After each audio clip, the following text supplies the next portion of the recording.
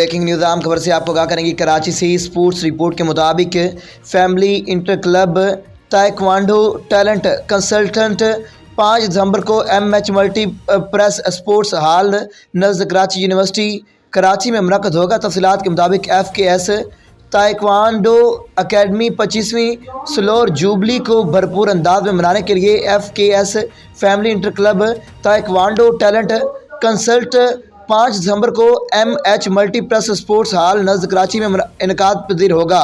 مذکورہ ایونٹ کے organiser Sindh taekwondo کے صدر کامران قمر قریشی اور کراچی تائیکوانڈو کے صدر عثمان فراز نے مشترکہ بیان میں کہا ہے کہ مذکورہ ایونٹ میں 500 سے زائد تائیکوانڈو کھلاڑی حصہ لیں گے۔